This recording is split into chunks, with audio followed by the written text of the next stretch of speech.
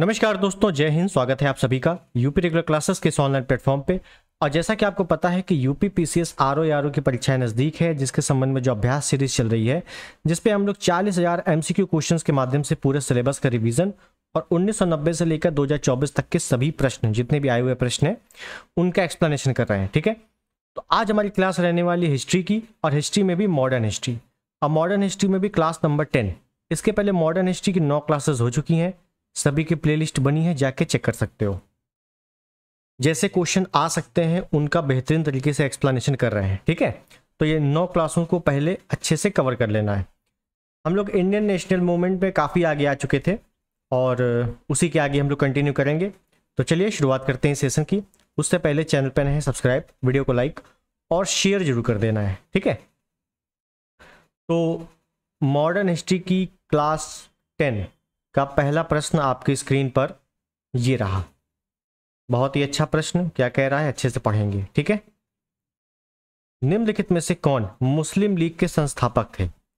मुस्लिम league का संस्थापक कौन था? तो देखिए, मुस्लिम लीग के बारे में थोड़ी सी चर्चा करेंगे। मुस्लिम लीग की स्थापना सबको पता होगा, 1906 में स्थापना होती है। स्थापना कब होती है? 1906 में। ठीक, होता यह है कि 1905 में क्या हुआ है? बंगाल विभाजन। बंगाल विभाजन हो चुका है और इस समय गवर्नर जनरल कौन है? Lord Curzon.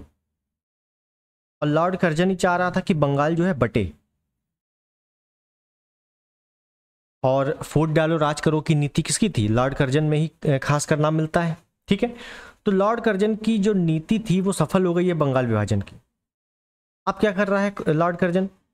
लॉर्ड कर्जन ये चाह रहा है कि जो अंग्रेज हैं, मतलब अंग्रेज जो है, लॉर्ड कर्जन की तरफ से अंग्रेजों ने क्या किया है कि जो भारतीय मुसलमान हैं, समझिएगा, जो भारतीय मुसलमान हैं, इनको कांग्रेस के विरुद्ध किया, भड़का के। क्या किया? कांग्रेस के विरुद्ध किया। और कांग्रेस के विरुद्ध ऐसा कर दिया कि अंग्रेजों ने कहा भारतीय मुसलमानों से कि ऐसा है, कांग्रेस के विरोध में, जैसे कांग्रेस की स्थापना तो हुई है, लेकिन कांग्रेस के विरोध में आप किसी संगठन की स्थापना कीजिए, किसी संस्था को बनाइए। ऐसी संस्था को बनाइए कांग्रेस के विरोध में। ठीक, तो अंग्रेजों के ही एक समर्थक हैं, अंग्रेजों के ही क्या है, एक समर्थक हैं। उनका नाम क्या है? नवाब सलीमुल्लाह खां। समझिएगा, नवाब सलीमुल्लाह खां। और ये कहाँ के हैं? ढाका के हैं। ढाका बांग्लादेश वाला। ठीक, इनके समर्थक हैं। तो जब अंग्रेजों ने कहा कि ऐसा है कि कांग्रेस के विरुद्ध में आप किसी संस्था का निर्माण करें, तो अंग्रेजों के ही समर्थक है नवाब सलीमुल्लाह खां। इन्होंने क्या किया है? मुस्लिम लीग की स्थापना कर दी है। मुस्लिम लीग की क्या कर दी? स्थापना कर दी। तो मुस्लिम लीग की स्थापना कैसे हुई ये आपको पता लग गया। कहाँ होती है? ढाका में होती है। ठीक है, संस्थापक कौन है? तो सलीमुल्लाह खां। और जो इसके पहले अध्यक्ष बनते हैं, ये तो संस्थापक हैं, अध्यक्ष का नाम मिलता है आगा खां। क्या नाम मिलता है? आगा खां। समझिएगा, क्या नाम मिलता है? आगा खां। ठीक है, उसके बाद यहीं पर मैं लिख दूं कि देखो 1906 में स्थापना हुई, उसके बाद 1907, उसके बाद 1908। जो 3 अधिवेशन होते हैं, इनको याद रख लेना है कि जो पहला अधिवेशन भाई ढाका में स्थापना हुई तो ढाका में अधिवेशन होगा। जैसे कांग्रेस की स्थापना बंबई में हुई तो बंबई में अधिवेशन हुआ था। ढाका के बाद जो अधिवेशन होता है वो कराची में होता है 1907 में, और 1908 में होता है अमृतसर में, अमृतसर। ठीक है, तो शुरुआत के 3 क्रम याद रख लेना है मुस्लिम लीग के बारे में। तो संस्थापक पूछा था, सिंपल क्वेश्चन, तो Aga Khan Salimullah Khan, option is the right. Clear है? सिंपल क्वेश्चन है। आगे चलते हैं। 1907 में मुस्लिम लीग का वार्षिक अधिवेशन कहाँ हुआ था? तो जैसे कांग्रेस का अधिवेशन हो रहा था, वैसे मुस्लिम लीग का अधिवेशन हो रहा था। 1906 में इसकी स्थापना होती है, 1907 में कराची में इसका अधिवेशन होता है। Option B is the right. ठीक है, शुरुआत के 3 में करवा दिए हैं, 3 ही अक्सर पूछे जाते हैं आपसे, और जो बीच बीच में इंपॉर्टेंट आएंगे तो वो बताते रहेंगे। आगे चले।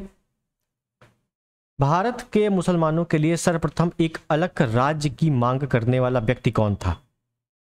देखिएगा, यहाँ पे कहीं भी पाकिस्तान नहीं लिखा हुआ है। ठीक, यहाँ कंफ्यूजन हो जाती है लोगों को। यहाँ बोला गया है कि भारत के मुसलमानों के लिए सर्वप्रथम एक अलग राज्य अब वो कौन सा राज्य होगा, कैसा क्या होगा वो नहीं पता, लेकिन एक अलग राज्य होना चाहिए। ये सबसे पहले किसने बोला था? यहाँ पे अक्सर ज़्यादातर लोग रहमत अली कर देते हैं, गलत। यहाँ पे करना है मोहम्मद इकबाल। Mohammad Iqbal, option B. कैसे, समझिए। 1930 में हो रहा है इलाहाबाद अधिवेशन। इलाहाबाद अधिवेशन, इसका अधिवेशन है ये, मुस्लिम लीग वाला अधिवेशन है, मुस्लिम लीग। ये मुस्लिम लीग का अधिवेशन 1930 में इलाहाबाद में होता है। और यहीं पर मोहम्मद इकबाल ने क्या बोला है? मोहम्मद इकबाल का स्टेटमेंट है कि पाकिस्तान मुसलमानों के लिए एक अलग राज्य की मांग कर रहे हैं ये, ठीक है, मोहम्मद इकबाल। और जो पाकिस्तान शब्द है, पाकिस्तान शब्द ये तो बाद में आया है चौधरी रहमत अली के द्वारा। चौधरी रहमत अली, ये कैम्ब्रिज यूनिवर्सिटी का एक छात्र था, और इसकी एक पुस्तक आती है नाउ और नौर, ठीक है। तो उसी में पाकिस्तान शब्द के बारे में बताया गया है। और पाकिस्तान शब्द कब दिया है? ये दिया है 1933 में, 1933 में, ठीक है। ये अलग चीज है, लेकिन पृथक राज्य की मांग करने वाले मोहम्मद इकबाल पहले हैं। कब? 1930 में इलाहाबाद अधिवेशन में। और अगर आपसे पूछा जाए कि पाकिस्तान की मांग कब हुई, पृथक पाकिस्तान की मांग, पृथक पाकिस्तान की मांग होती है 1940 में। कब होती है? 1940 में, आगे देखेंगे। और मोहम्मद इकबाल के बारे में ध्यान रखना है कि सारे जहां से अच्छा हिंदुस्तान हमारा, सारे जहां से अच्छा, ये गीत है। इनके रचनाकार कौन है? इनके रचनाकार कौन है? तो वो भी मोहम्मद इकबाल है, ठीक है। तो ये थोड़ा सा क्वेश्चन ध्यान रखना है अच्छे से। आगे देखते हैं अगला प्रश्न। निम्नलिखित में से मुस्लिम लीग के किस अधिवेशन में दो राष्ट्र के सिद्धांत का प्रतिपादन हुआ? देखिए, यहाँ पे दो राष्ट्रों की मांग हो रही है मुस्लिम लीग के द्वारा। तो ये कब हुई? जैसे मैंने बताया कि पाकिस्तान की मांग कब? लाहौर अधिवेशन में। लाहौर अधिवेशन में पाकिस्तान की मांग होती है 1940 में, ठीक है। और इस अधिवेशन की अध्यक्षता कौन कर रहा है? ये मुस्लिम लीग का अधिवेशन है, इस अधिवेशन की अध्यक्षता कौन कर रहा है? तो मोहम्मद अली जिन्ना,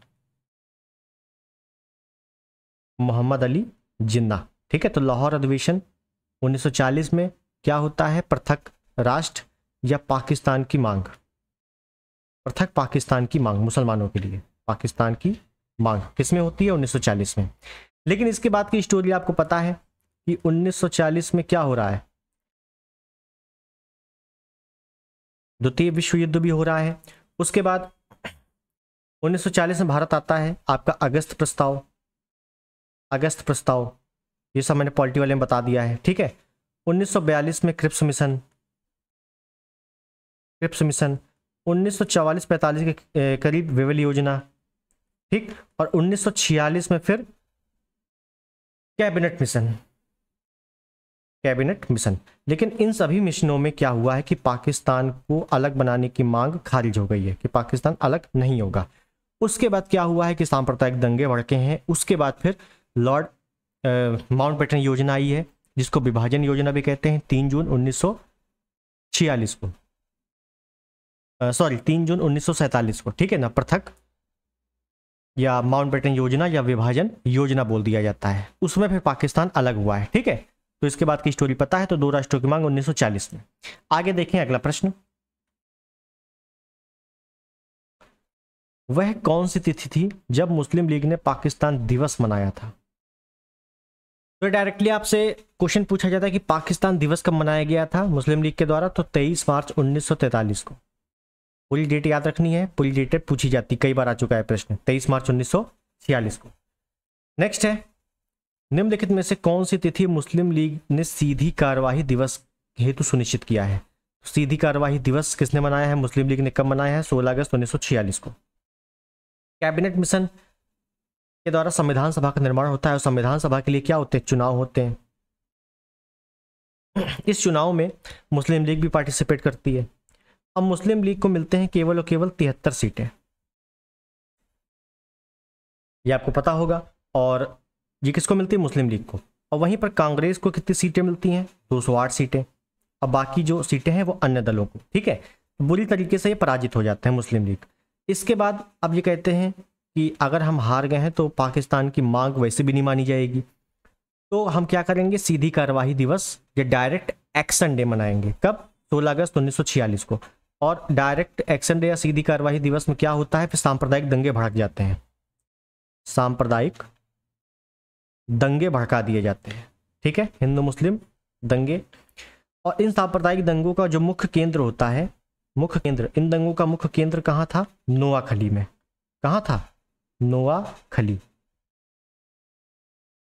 ठीक है, अब जब भड़कते रहते हैं दंगे, उसके बाद फिर माउंटबेटन योजना आती है, फिर पाकिस्तान अलग किया जाता है। फिर वो स्टोरी क्या बोलते हैं, पॉलिटी मैंने बताया था आपको। ठीक है, आगे चले।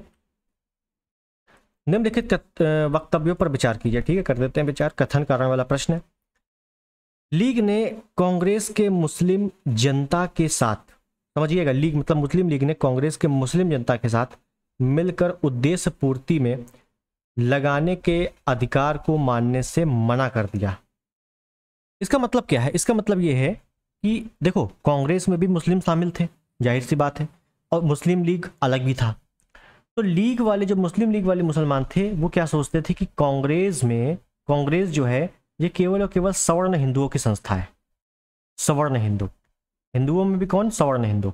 ठीक है, तो वो कह रहे थे कि आप जो कांग्रेस है, मुस्लिम है, वो भी इधर आ जाएं, वो उनके साथ ना रहें। तो कुल मिला के उद्देश्य पूर्ति में लगाने के अधिकार को मानने से मना कर दिया। बिल्कुल सही, मना कर दिया था कि हम मुसलमान आपके साथ उद्देश्य पूर्ति में नहीं आएंगे, या जो भी वहाँ है तो वो वापस इधर आ जाए। ठीक, तो पहला तो सही है। कारण है, वैसा अधिकार अकेली मुस्लिम लीग का ही था। गलत, ऐसा अधिकार केवल मुस्लिम लीग का नहीं था। तो आर गलत हो गया, ए सही हो गया, option C is the right. Clear है? नेक्स्ट, जब स्टोरी पढ़ोगे तब ये सब चीजें समझ में आती हैं, डायरेक्टली आपको नॉर्मल बुक में नहीं मिलता है। आगे देखें, कथन कारण से फिर से क्वेश्चन है। मुस्लिम लीग की स्थापना 1906 में हुई थी। बिल्कुल सही है, 1906 में मुस्लिम लीग की स्थापना होती है, ढाका में, सलीमुल्लाह खां और आगा खां। उसके बाद कारण है, यह संगठन मतलब मुस्लिम लीग मुसलमानों के लिए स्वतंत्र चुनाव क्षेत्र स्थापित करना चाहता था। बिल्कुल सही है। 1906 में देखो, मैंने बताया था कि जो अंग्रेज थे, अंग्रेजों का क्या था कि जो कांग्रेस है, कांग्रेस के विरोध में कोई संस्था खड़ी हो जाए तो मजा आ जाए, फूट डालो राज करो, वही वाली नीति। ठीक है, लॉर्ड कर्जन ने क्या किया था, मुसलमानों को बुलाया और क्या बोला कि ऐसा है कि कांग्रेस के विरोध में आप कोई संस्था का निर्माण कीजिए। तो लीग की स्थापना हुई। तो लीग के जो मुसलमान थे वो क्या कह रहे थे अंग्रेजों से, हम तो कर देंगे चलो स्थापना, कोई दिक्कत नहीं है, कांग्रेस से हमको भी दिक्कत हो रही है, लेकिन हमको पृथक चुनाव की आज़ादी दी जाए, मतलब पृथक निर्वाचन दिया जाए। तो अंग्रेजों ने क्या बोला, ठीक है। 1906 में क्या बोला, ठीक है। जिसको 1909 में क्या आता है, मार्लियामेंट सुधार। मार्लियामेंट सुधार में क्या हो गया था, मान ली गई थी बात और इसको लागू कर दिया गया था कि मुसलमान या अल्पसंख्यकों का पृथक निर्वाचन, अलग निर्वाचन।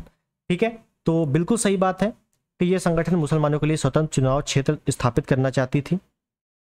इसी वजह से कांग्रेस के विरोध में मुस्लिम लीग की स्थापना 1906 में हुई थी। तो ए आर दोनों सही है, आर ई की सही व्याख्या है, option is the right. Story based question है ये भी। नेक्स्ट,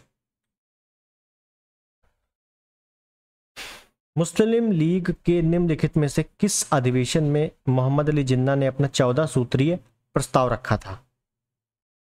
आप समझिए, ये क्वेश्चन इंपॉर्टेंट है क्या, कि मुस्लिम लीग में क्या बोला है कि मोहम्मद अली जिन्ना ने 14 सूत्री मांगे रखी थी। इसके पीछे की हमको थोड़ी सी स्टोरी पता होना चाहिए, हालांकि कई लोगों को पता होगी, लेकिन थोड़ी सी स्टोरी हम जान जाएंगे तो अच्छा हो जाएगा। ठीक, समझिए अच्छे से।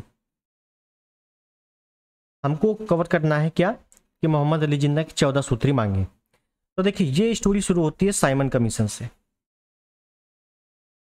साइमन कमीशन आपको पता है कि जो नियुक्त होता है साइमन कमीशन, ये कब नियुक्त होता है, 1927 को। लेकिन साइमन कमीशन भारत कब आता है, भारत आता है 1928 को। 7 सदस्यीय कमीशन था और सभी अंग्रेज थे। सभी कौन थे, अंग्रेज थे, एक भी इसमें भारतीय नहीं था, सभी अंग्रेज थे। इसी वजह से इसको श्वेत कमीशन या व्हाइट कमीशन भी कहा जाता है। ठीक है, अब आपको पता है इतना कि साइमन कमीशन का क्या होता है, बहुत ही भयानक तरीके से होता है विरोध होता है। जैसे अगर बात करी जाए लखनऊ में इनका विरोध करते हैं पंडित जवाहरलाल नेहरू, ठीक है, जो फेमस फेमस नाम है। और लाहौर वाले क्षेत्र में, लाहौर में इनका विरोध करते हैं लाला लाजपत राय, लाला लाजपत राय। और लाला लाजपत राय के विरोध करते समय ही लाठी से पीट कर इनको आहत कर दिया जाता है और फिर इनकी हो जाती है मृत्यु। ये आपने पढ़ी स्टोरी। अब साइमन कमीशन का विरोध इतना ज़्यादा बढ़ गया था, तभी क्या होता है कि इसी विरोध प्रदर्शन को, समझिएगा यहाँ पे, साइमन कमीशन के विरोध प्रदर्शन को देखते हुए इस समय जो भारत सचिव है, भारत सचिव, भाई मेन मुद्दा क्या था कि हमें आज़ाद करो। भाई मेन मुद्दा तो यही था ना कि स्वशासन की स्थापना। तो विरोध प्रदर्शन होता है, तो उस समय जो भारत सचिव थे, भारत सचिव कौन है इस समय? लॉर्ड बर्केनहेड। बहुत इंपॉर्टेंट है, पूछा गया है कई बार। बर्केनहेड, लॉर्ड बर्केनहेड इस समय भारत सचिव है। और लॉर्ड बर्केनहेड ने क्या कर दिया है कि 1927 से ही, या डेट मत लिखो, ऐसे डेट मत लिखो, हटाओ। लॉर्ड बर्केनहेड ने क्या कर दिया है कि भारतीयों को दे दिए चुनौती। क्या दे दिए? चुनौती, कि ऐसा है कि हमारा जो कमीशन आ रहा है उस पर आप दंगा कर रहे हो, विरोध कर रहे हो। अगर इतना ही आप दंगा कर रहे हो, इतना ही दिमागदार हो, तो खुद ही क्या कर लो, स्वयं कानून बना लो या स्वयं संविधान बना लो।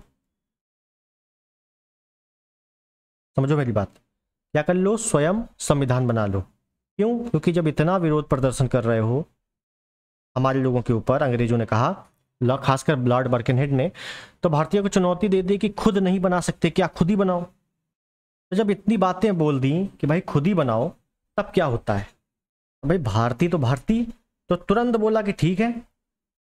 तुरंत जारी की नेहरू रिपोर्ट। क्या जारी की? नेहरू रिपोर्ट 1928 में। आप समझना है अच्छे से यहां से, ठीक है। 1928 में क्या होता है, बंबई में एक बैठक होती है। बंबई में क्या होती है? बैठक होती है। इस बैठक की अध्यक्षता कौन कर रहे हैं? समझिएगा, इस बैठक की अध्यक्षता कर रहे हैं एमएन अंसारी, या ऐसे लिख लो डॉक्टर अंसारी। डॉक्टर अंसारी क्या कर रहे हैं? इस बैठक की अध्यक्षता। 1928 में क्या हुआ है, बंबई में बैठक शुरू हुई जब इतना बोल दिया अंग्रेजों ने, और इस बैठक की अध्यक्षता कर रहे हैं डॉक्टर अंसारी। और इसी बैठक में क्या होती है, इसी बैठक में भारत के संविधान, समझिएगा, भारत के संविधान की रूपरेखा तैयार करने के लिए, भारत के संविधान की रूपरेखा तैयार करने के लिए 10 सदस्यों की, क्या 10 सदस्यों की समिति बनती है। 10 सदस्यों की क्या बनती है? समिति। उस समिति में कितने सदस्य? 10 सदस्य। इसी समिति को बोला जाता है नेहरू रिपोर्ट या नेहरू समिति। मतलब इसी ने क्या किया है कि रिपोर्ट जारी की है, तो उसी को नेहरू समिति बोल दिया गया है, ठीक है। आप समझिए। अब आपसे क्या पूछेगा कि इन 10 सदस्यों में कौन कौन शामिल है? तो पंडित, समझिएगा कुछ नाम, 10 के 10 नहीं गिनने हैं, जो जो पूछे जाते हैं वो लिखवा रहा हूं। मोतीलाल नेहरू। अब मोतीलाल नेहरू इस 10 समिति में कौन है? अध्यक्ष है। ये बैठक अलग हुई है जिसके डॉक्टर अंसारी है। अब ये 10 समिति बनी है जिसके अध्यक्ष है पंडित मोतीलाल नेहरू। अब पंडित नेहरू भी हैं, मोतीलाल नेहरू भी है, पंडित जवाहरलाल नेहरू भी हैं, ठीक है। तेज बहादुर सप्रू भी हैं, सुभाष चंद्र बोस भी हैं, सुभाष चंद्र बोस भी हैं। आपसे पूछा जाएगा कि नेहरू समिति या नेहरू रिपोर्ट बनाने के लिए 10 सदस्यों की समिति बनी थी, उसमें से कौन शामिल नहीं है या कौन कौन शामिल है? तो ये 4-5 नाम आ जाते हैं, 4 नाम मुख्यतः आपसे पूछे जाते हैं, वही मैंने करवा दिया है, ठीक है। आप समझिएगा। अब यहीं पर मैं लिख रहा हूं अलग से। अब इसके बाद हुआ क्या, तो ये जो रिपोर्ट है नेहरू रिपोर्ट, इस रिपोर्ट को तैयार किसने किया? मेन बात ये, इस रिपोर्ट को तैयार किसने किया? तो तैयार करने में 2 नाम मिलते हैं, मोतीलाल नेहरू और तेज बहादुर सप्रू। तेज बहादुर सप्रू, समझना है, ठीक है। इसी रिपोर्ट के लेखन का कार्य किसने किया था? लेखनकार इस रिपोर्ट में लेखन का कार्य किसने किया था? लेखन का कार्य किया था मोतीलाल नेहरू ने, मोतीलाल नेहरू ने। इसी वजह से इस रिपोर्ट को नेहरू रिपोर्ट कहा जाता है। ठीक है, चूंकि इस रिपोर्ट के लेखन का कार्य मोतीलाल नेहरू ने किया था, इसी वजह से इस रिपोर्ट को नेहरू रिपोर्ट कहा जाता है। और ये रिपोर्ट कब पेश हुई? अगर एग्जैक्टली डेट पूछ ले तो 10 अगस्त 1928 को ये रिपोर्ट पेश होती है। ठीक है, अब क्या पूछेगा? अब पूछेगा ये बताइए, नेहरू रिपोर्ट जो पेश हुई, नेहरू रिपोर्ट के जो पॉइंट थे वो क्या क्या थे? कुछ की पॉइंट वो बताइए। या नेहरू रिपोर्ट में निम्नलिखित में से कौन सा पॉइंट नहीं लिखा था, ऐसे ही पूछा जा सकता है। ठीक है, तो देखते हैं कुछ कुछ पॉइंट। तो देखिए, पहला इसमें बात हुई थी कि जो प्रांत है, प्रांतों में द्वैध शासन नहीं होगा। समझिएगा इस रिपोर्ट में क्या क्या बोला गया था। प्रांतों में द्वैध शासन नहीं होगा। भारत को अधिराज्य, भारत को अधिराज्य का दर्जा दिया जाएगा, दर्जा दिया जाएगा या दिया जाए। अधिराज्य का मतलब है डोमिनियन स्टेट, डोमिनियन स्टेट, मतलब पूर्णता आजादी की बात नहीं हुई थी, समझिएगा यहाँ पे। ठीक है, अभी और आगे आएगी चीजें। एक सुप्रीम कोर्ट की स्थापना हो, यह भी बात इसमें बोली गई थी, एक सुप्रीम कोर्ट की स्थापना हो। ठीक है, वयस्क मताधिकार, वयस्क मताधिकार 21 वर्ष की जाए, 21 वर्ष की जाए, मतलब जो वोट डालने की एज है वो कितनी की जाए? 21 वर्ष की जाए। वर्तमान में कितनी है? 18 है ना। तो ओवरऑल इतनी प्रमुख की पॉइंट है। ठीक है, तो ओवरऑल कुल मिला की बात इतनी है कि नेहरू रिपोर्ट में संविधान के निर्माण की एक रूपरेखा दी गई थी कि भाई ये चीजें होनी चाहिए। ठीक है, इसी वजह से याद रखना है कि नेहरू रिपोर्ट को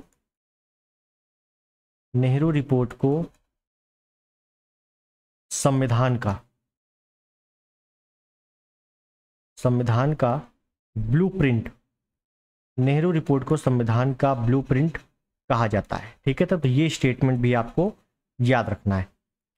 पूछा जाता है कि संविधान का ब्लूप्रिंट किसे कहा जाता है? तो नेहरू रिपोर्ट को। ठीक है, ये भी क्वेश्चन आपसे कई बार पूछा जा चुका है। ठीक है, नेहरू रिपोर्ट में और भी पॉइंट है, लेकिन ये 4 पॉइंट आपको याद रखना इंपॉर्टेंट है। उसके बाद समझिएगा जो हमारा क्वेश्चन था, नेहरू रिपोर्ट की बहुत सी बातें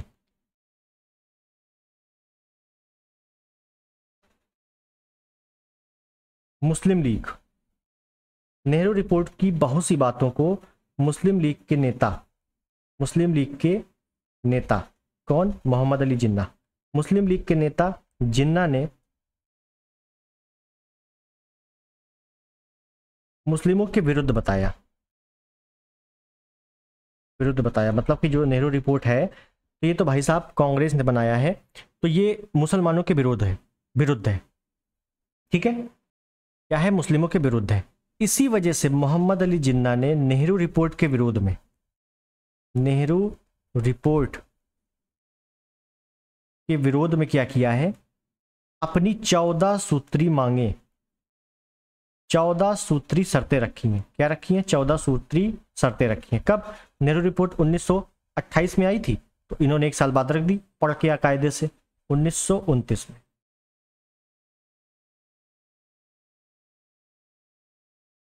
बताइए, मेरी बात समझ में आई कि जो नेहरू रिपोर्ट थी तो मोहम्मद अली जिन्ना को लगा कि भाई साहब ये तो मुस्लिमों के खिलाफ है।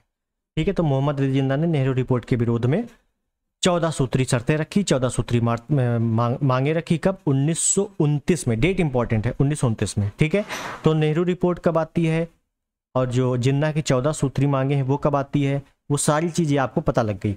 अब देखते हैं, हाँ एक पॉइंट और लिख लेना है यहीं पर, एक पॉइंट और लिख लेना है, इंपॉर्टेंट है कि देखिए नेहरू रिपोर्ट में कहीं पर भी पूर्ण स्वराज्य की मांग नहीं दी गई है। क्या बोला गया है कि पूर्ण स्वतंत्रता नहीं चाहिए, मतलब पूर्ण स्वतंत्रता की मांग ही नहीं रखी गई। उसमें क्या बोला गया? डोमिनियन स्टेट, अधिराज्य का दर्जा दिया जाए। इसी वजह से इसी वजह से 1928 में ही 1928 में क्या हुआ है, इंडिपेंडेंस फॉर इंडिया लीग का गठन, इंडिपेंडेंस फॉर इंडिया लीग का गठन किया है। किसने किया है ये गठन? पंडित जवाहरलाल नेहरू, ये भी आपसे कई बार आ चुका है, पंडित जवाहरलाल नेहरू और सुभाष चंद्र बोस, सुभाष चंद्र बोस ने क्या किया है? इंडिपेंडेंस फॉर इंडिया लीग की स्थापना पंडित जवाहरलाल नेहरू, सुभाष चंद्र बोस ने किया है। क्यों? क्योंकि जो 1928 में नेहरू रिपोर्ट थी, समझिएगा, जो नेहरू रिपोर्ट थी इसमें क्या बोला है? डोमिनियन, मतलब अधिराज, डोमिनियन। तो इन्होंने इसकी स्थापना क्यों की? कि डोमिनियन से पूर्ण स्वराज्य या पूर्ण स्वतंत्रता की मांग की जाए। स्वतंत्रता, भाई हमें डोमिनियन, कब तक हम डोमिनियन रहेंगे? हमें पूरी तरीके से स्वतंत्रता चाहिए। अब चूंकि नेहरू रिपोर्ट में स्वतंत्रता नहीं है, इसी वजह से 28 में पंडित जवाहरलाल नेहरू, सुभाष चंद्र बोस ने अलग ही इंडिपेंडेंस फॉर इंडिया लीग की स्थापना कर दी और उसी नेहरू रिपोर्ट में जो डोमिनियन है उसको आगे बढ़ाकर पूर्ण स्वतंत्रता की मांग रखी जाए, इस वजह से इसकी स्थापना कर दी। क्लियर है? बात समझ में आ गई? आगे चलते हैं। आगे नहीं चलेंगे, उसके पहले वही क्वेश्चन देख लेंगे जो हमारा छूट गया था। क्या था? हाँ, तो 14 सूत्री मांगे कब रखी हैं? 1929 में। किसने? मोहम्मद अली जिन्ना ने। क्लियर है? चलिए आगे चलें। निम्नलिखित में से किस अधिवेशन में मुस्लिम लीग ने एक प्रस्ताव पारित किया जिसमें बकरीद के अवसर पर गोवध को निषिद्ध किया? देखिए, अच्छा इंपॉर्टेंट क्वेश्चन है ये भी कि बकरीद के अवसर पर गोवध को निषिद्ध कर दिया था मुस्लिम लीग के कौन सा प्रस्ताव था? तो ये प्रस्ताव था 1919 का मुस्लिम लीग का अमृतसर अधिवेशन। ठीक है, अब होता क्या है कि देखिए 1919 में ही आपका एक आता है रॉलेट एक्ट, फिर एक होता है जलियांवाला कांड, असहयोग आंदोलन, और इसी में फिर आपका खिलाफत आंदोलन। तो बहुत सारे आंदोलन लगे और राष्ट्रवादी जो विचारधारा है वो डेवलप हो गई, मजबूत हो गई। क्या हो गई? समझना है कि राष्ट्रवादी जो धारा है, राष्ट्रवादी धारा, ये मजबूत हो गई। अब जब ये मजबूत हो गई तो क्या हो गया? हिंदू मुस्लिम एकता बढ़ गई। हिंदू मुस्लिम एकता यहाँ पे क्या हो गई है? बढ़ गई है। ठीक है, इसी वजह से बकरीद के अवसर पर गोवध को निषिद्ध कर दिया 1919 वाले अधिवेशन में। क्लियर है? स्टोरी बेस्ड क्वेश्चन था, option is the right. Next, नीचे दिए गए कूटों की सहायता से निम्नलिखित घटनाओं को कालक्रमानुसार लिखिए जिनकी परिणति भारत के विभाजन के रूप में हुई है। देखिए, कालक्रम लगाने के लिए ना बहुत चीजें आती हैं, कालक्रम। तो अगर हो सके, अगर आपको पूरा मॉडर्न हिस्ट्री नहीं याद है या लास्ट टाइम पर नहीं पढ़ पाए हो, तो आप जरूर उनकी डेटें जरूर याद कर लें।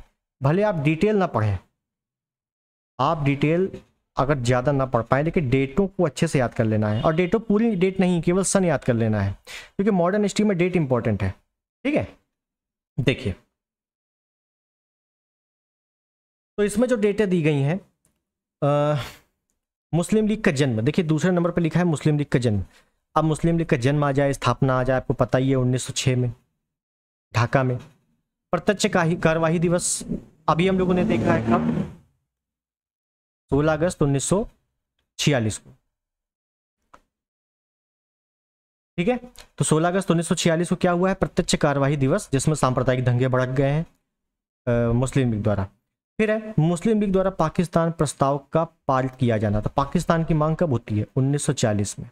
अब फिर मैंने बता दिया है कि आपसे पाकिस्तान शब्द देते हैं 1933 में रहमत अली के द्वारा। मुसलमानों के लिए पृथक देश की मांग कौन करता है?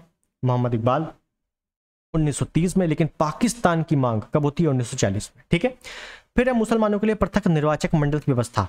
मैंने बताया था मुसलमानों के लिए जो पृथक निर्वाचक मंडल है वो पार्लियामेंट सुधार में पूरी तरीके से कानून बन गया था 1909 में। 1906 में जब इनकी मुस्लिम लीग की स्थापना होती है, इसी वजह से होती है कि वो कांग्रेस के विरुद्ध में रहे। तो अंग्रेज क्या कहते हैं?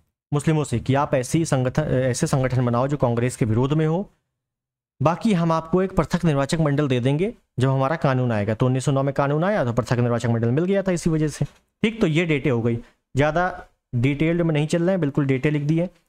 अब मिलान कर लो, 6-9-2-1 2-1, option B is the right है, सिंपल। नेक्स्ट, बंगाल का एकीकरण किस सन में संपन्न हुआ? देखिए, बंगाल का एकीकरण संपन्न हुआ, एकीकरण का मतलब है कि जो विभाजन हो गया था उसको समाप्त कर दिया गया। कब किया गया था ये? तो ये किया गया था 1912 में, ऑप्शन डी 1912 में। देखिए होता क्या है, 1911 में होता है तृतीय दिल्ली दरबार, तृतीय दिल्ली दरबार। इस पे जो चीफ गेस्ट है वो कौन है? जॉर्ज पंचम, और उनकी वाइफ है मैरी। ठीक है, इस समय जो गवर्नर जनरल है, गवर्नर जनरल भारत का, वो कौन है? Lord Hardinge second. 1911 में ही पहली बार जनगण मन गाया गया है। जनगण मन क्यों गाया गया था? जॉर्ज पंचम के चीफ गेस्ट के तौर पर ये आए थे, इसी वजह से ये गीत गाया गया था, जनगण मन। ठीक है, जो बाद में राष्ट्रगान बना अपना। 1911 में कलकत्ता अधिवेशन हो रहा है, तो पूछा जाता है कि जनगण मन पहली बार किस अधिवेशन में गाया गया था? तो कलकत्ता अधिवेशन में गाया गया था, कांग्रेस के कलकत्ता अधिवेशन में गाया गया था। 1911 में ही राजधानी, नई राजधानी दिल्ली घोषित हुई, लेकिन राजधानी को ट्रांसफर कब किया गया, स्थानांतरित कब किया गया? तो राजधानी को कलकत्ता से दिल्ली कब किया गया? तो ये किया गया था 1912 में। समझिएगा, आपसे बोलेगा अगर घोषित हुई तो 1911 में, लेकिन हुई मतलब पूरी तरीके से फाइनली रूप से ट्रांसफर हो गई राजधानी तो 1912 में, एक साल बाद। ये दोनों क्वेश्चन पूछे जा चुके हैं। इसी पे क्या होता है, 1911 वाले अधिवेशन में ही बंगाल विभाजन को रद्द कर दिया जाता है 1912 में। ठीक है, ऑप्शन डी बिल्कुल सही है, और ये सब चीजें याद रखनी है। आगे चले, ब्रिटिश राज्य के दौरान दिल्ली दरबार में किंग जॉर्ज V द्वारा भारत की राजधानी कलकत्ता से दिल्ली लाने का ऐलान किया था। देखिए मैं फिर बताऊं, कलकत्ता से दिल्ली लाने का ऐलान किया था या घोषणा की थी, बात तो एक ही है ना, 1911 में। लेकिन कलकत्ता से दिल्ली कब हुई, तब 1912 करना है। ठीक है, लेकिन अभी क्या करना है, 1911, option B is the right. Next, Congress league समझौता या लखनऊ समझौता, लखनऊ पैक्ट 1916 इनके संयुक्त प्रयासों से संपन्न हो सका? तो आपको पता है कि 1907 में सूरत अधिवेशन में कांग्रेस जो है गरम दल नरम दल में बढ़ जाती है। उसके बाद 1916 में क्या होता है, लखनऊ पैक्ट। इसमें क्या होता है कि मुस्लिम लीग और कांग्रेस में भी नरम दल गरम दल ये सभी साथ में आ जाते हैं, और इनका क्या होता है, साथ में अधिवेशन होता है। मोहम्मद अली जिन्ना मुस्लिम लीग के अध्यक्ष होते हैं इस समय, और कांग्रेस का अध्यक्ष कौन होता है, अंबिका चरण माजुमदार।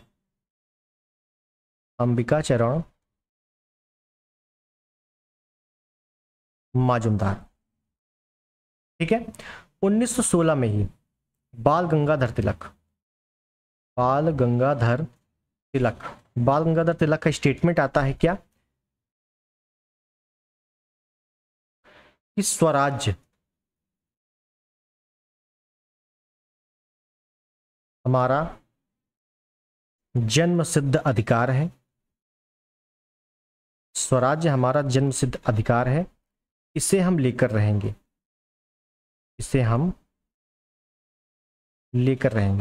कब बोला, 1916 में, लखनऊ पैक्ट में या लखनऊ अधिवेशन में, बाल गंगाधर तिलक में। तो किनके प्रयासों से मुस्लिम लीग कांग्रेस समझौता हुआ था? तो मोहम्मद अली जिन्ना और Bal Gangadhar Tilak, option D is the right. ठीक है, चलिए आगे चले। स्वराज्य मेरा जन्मसिद्ध अधिकार है, इसे मैं लेकर रहूंगा। ये कथन बाल गंगाधर तिलक ने सर्वप्रथम भारतीय राष्ट्रीय कांग्रेस के निम्नलिखित किस अधिवेशन में व्यक्त किया था? ये जितनी बार आ चुका है ये बहुत ही कम लिखा है, ये सैकड़ों बार आ चुका है प्रश्न, ठीक है। तो 1916 के लखनऊ अधिवेशन, option D is the right. ठीक, 1906 में देखो लखनऊ दिया है, गलत है ये, ठीक है, ऑप्शन डी वाला बिल्कुल सही है। आगे चले, निम्नलिखित में से कौन मुस्लिम नेता जो एनी बेसेंट द्वारा स्थापित होम रूल लीग में सम्मिलित हुआ था? तो देखिए, होम रूल लीग जो है, समझिएगा, मैंने पिछले रन पे आपको इंडियन होम रूल लीग बताया था। इंडियन होम रूल लीग 1905 में श्यामजी कृष्ण वर्मा ने, ठीक है, लंदन में। लेकिन ये है होम रूल लीग, केवल होम रूल लीग। इसकी स्थापना दो लोग करते हैं 1916 में। कौन कौन? एक करते हैं बाल गंगाधर तिलक और एक करती हैं Annie Besant. Annie Besant. Home rule league क्यों किया गया? होम रूल लीग की क्या आवश्यकता थी? ये था स्वशासन, स्वशासन की मांग, स्वशासन की मांग। और खासकर बोलूं तो ब्रिटिश भारत के अंदर ही स्वशासन की मांग, ऐसी इसकी कामना थी होम रूल लीग की। तो अब दोनों के होम रूल लीग कैसे क्या क्या थे उनमें देख लेंगे तो थोड़ी सी चीजें क्लियर हो जाएंगी। ठीक, देखिए समझना है अच्छे से, उसके बाद ये क्वेश्चन समझ में आएगा। देखिए, बाल गंगाधर तिलक हैं, वो 1914 में, 1908 में उनको अरेस्ट किया गया था। बाल गंगाधर तिलक को 1908 में अरेस्ट करके मांडले जेल भेज दिया गया था। 6 वर्ष की जेल हुई थी। 1914 में छूट के आते हैं। 1914 में क्या करते हैं? छूट के आते हैं और काम में लग जाते हैं। काम में कैसा? स्वशासन की मांग में लग जाते हैं। तो समझिएगा, मैं यहां पे एक पॉइंट लिख रहा हूं। 1914 में, सॉरी, अप्रैल 1916 में, अप्रैल 1916 में पूना में बाल गंगाधर तिलक ने होम रूल लीग की स्थापना की। क्या की? होम रूल लीग की स्थापना की। और वहीं दूसरी ओर सितंबर 1916 में मद्रास में कहा? अड्यार, मद्रास में एक जगह अड्यार, वहीं पर एनी बेसेंट ने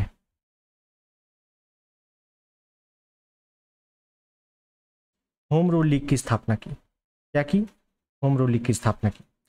तो दोनों की स्थापना हो गई है और अप्रैल में उनकी हुई है, सितंबर की क्या कहते हैं, एनी बेसेंट की हुई है।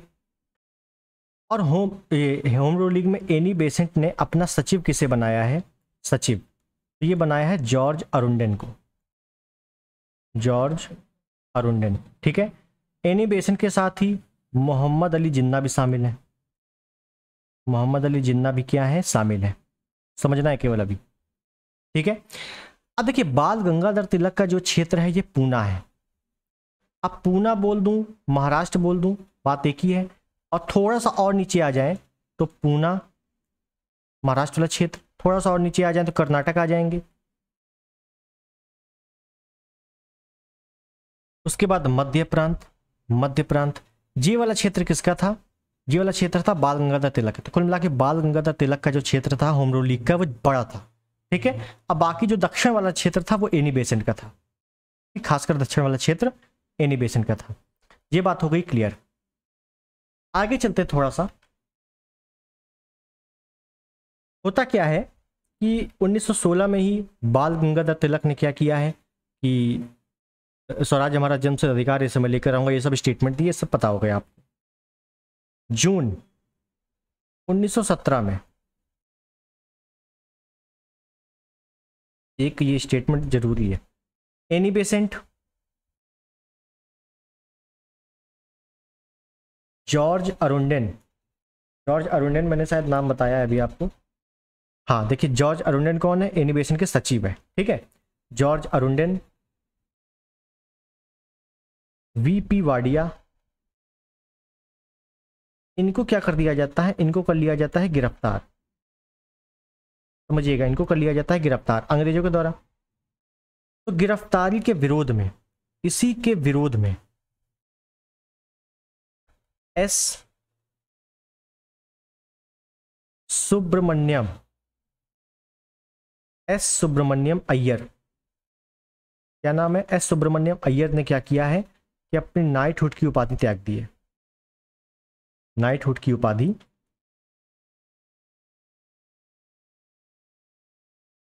त्याग दी। इनको अरेस्ट कर लिया जाता है दक्षिण में ही। तो एस सुब्रमण्यम अय्यर ने क्या किया, अपने नाइटहुड की उपाधि त्याग दी है। तो नाइटहुड की उपाधि कब कब किसने किसने त्यागी, ये आपको ध्यान रखना है। जैसे जलियांवाला बाग के दौरान रविन्द्रनाथ टैगोर ने नाइटहुड की उपाधि त्याग दी थी, उसी प्रकार से एस सुब्रमण्यम अय्यर ने भी नाइटहुड की उपाधि त्याग दी थी। Annie Besant, George Arundale, VP Wadia को अरेस्ट कर लिया गया था इस वजह से, ठीक है। और फिर जब ये छूटती हैं जून, जुलाई, अगस्त, सितंबर में क्या होता है, होम रूल लीग की स्थापना करती हैं। और उसके बाद 1917 दिसंबर में होता है कलकत्ता अधिवेशन, कलकत्ता अधिवेशन। और एनी बेसेंट, इसी में क्या होता है, एनी बेसेंट भारत बोलो, कांग्रेस की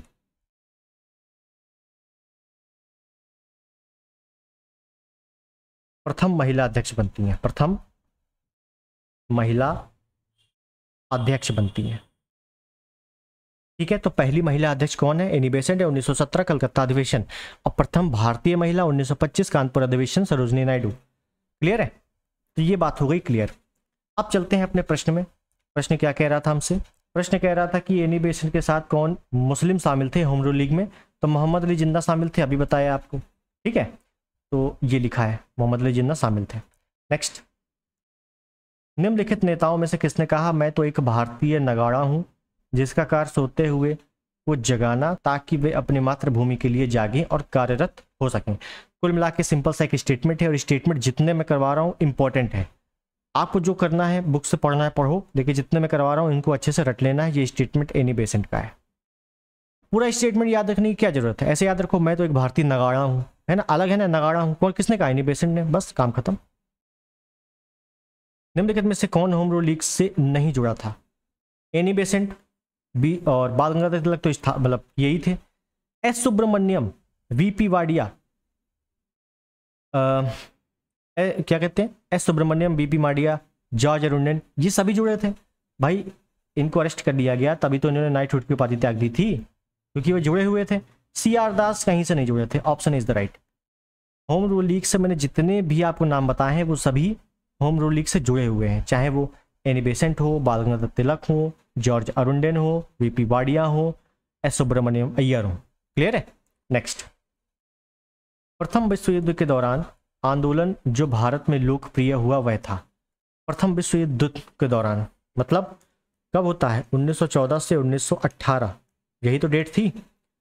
इसी टाइम पीरियड में प्रथम विश्व युद्ध होता है। देखते हैं, स्वराज बहिष्कार आंदोलन 1905 में, हटा दो। पृथकवादी आंदोलन नहीं, स्वराजिस्ट पार्टी आंदोलन, स्वराज पार्टी आंदोलन, स्वराज पार्टी की स्थापना 1923 में, हटा दो। बचा क्या, होम रूल लीग। कब होता है, 1916 में। तो प्रथम विश्व युद्ध के बीच में होता है ना, तो बस option B is the right, simple question है। नेक्स्ट, कथन कारण देखिए, श्रीमती एनी बेसेंट ने ब्रिटिश शासन के विरुद्ध होम रूल लीग या होम रूल आंदोलन संगठित किया था, बिल्कुल सही है, अंग्रेजों के खिलाफ ही तो था ये। वह एक नारे के आधार पर सभी वर्गों के लोगों को संगठित करना चाहते थे, बिल्कुल सही है। इसी वजह से भाई उनका होम रूल लीग का मेन मकसद क्या था कि ब्रिटिश भारत में हम स्वराज्य की स्थापना करते हैं। अब स्थापना करने के लिए हमें लोगों को इकट्ठा करना पड़ेगा और सभी वर्गों को इकट्ठा करना पड़ेगा, ठीक है, तो ये बिल्कुल सही है।